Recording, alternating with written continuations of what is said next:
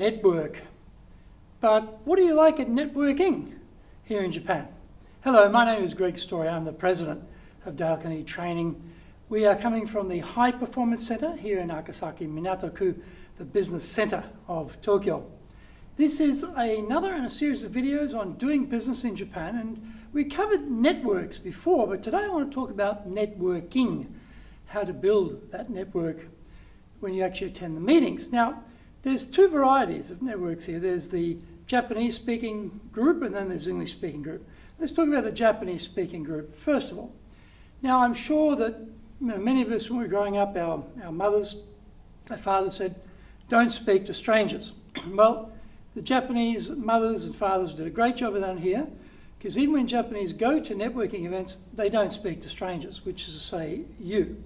So you'll turn up at an event and everyone's standing around, they don't talk to each other.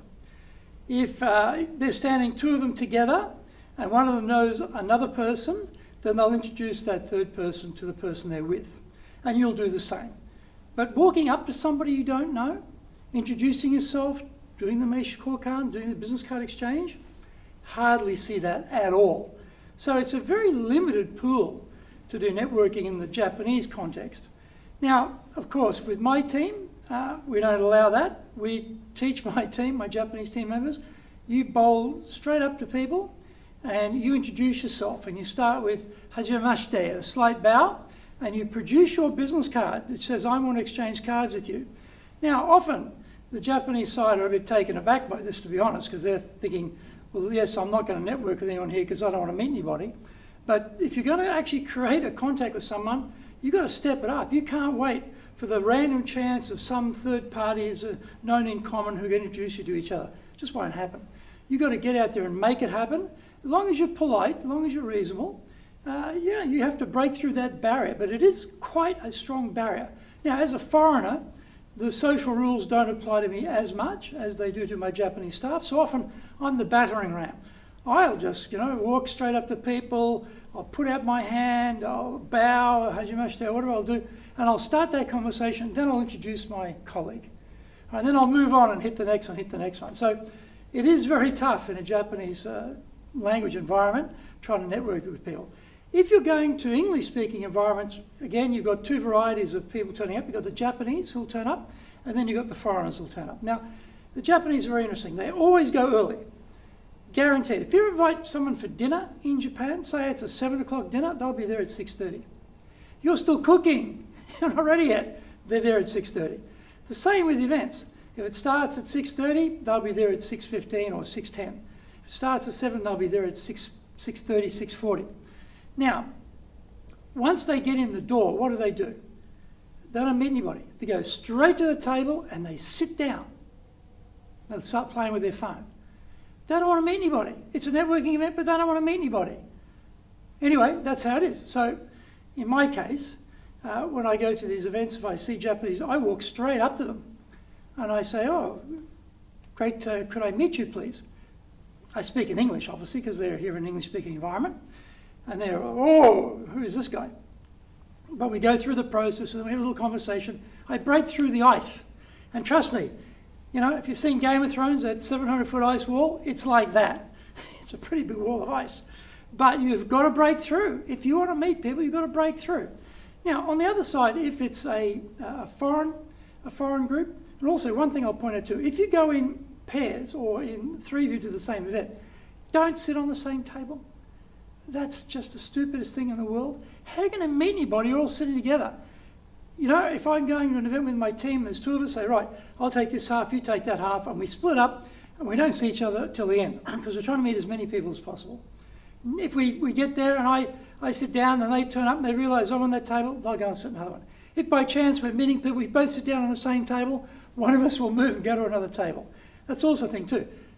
I leave the people sitting at my table to the last to meet. I want to meet as many other people while we're all standing as I can.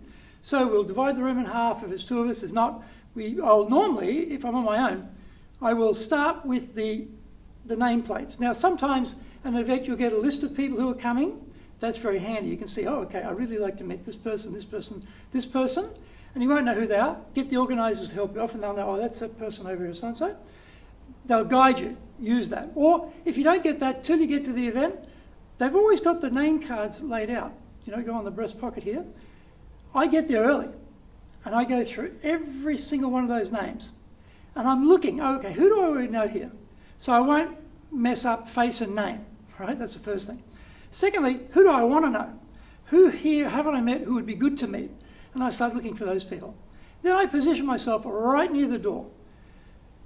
Before they can go and sit down if they're Japanese, or just as they come in, I can meet them, have a conversation with them, and then as people keep coming and meet more and more people coming in, and I go up to people who start sitting down for the meals. You know, they're always forcing to sit down.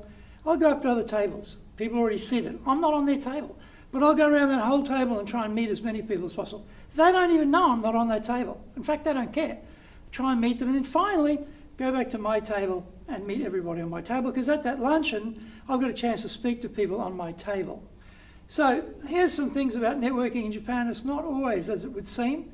Japanese are very hard to network with if you play by their rules. Don't play by their rules. Their rules are, we're going to not meet anybody, we're going to have a very small network, we're not really there to meet people, we don't care. Your job, meet people, you care, you need to build your resource up of your name base, your database, try and find if there's a contact there, and always I have a couple of key questions. A couple of key questions I can ask which will tell me straight away, is this a client, potentially or not?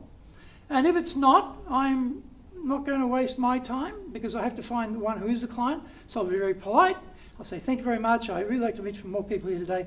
I'll catch up with you. And I move on. I find the next person because I'm looking for business. I'm looking for clients. This is not a social activity for me. All right? Probably shouldn't be one for you either. You're there to meet potential clients. This is how you do it. It is a little bit tricky here in Japan. But take some of the advice I've given you now and go out there and try it.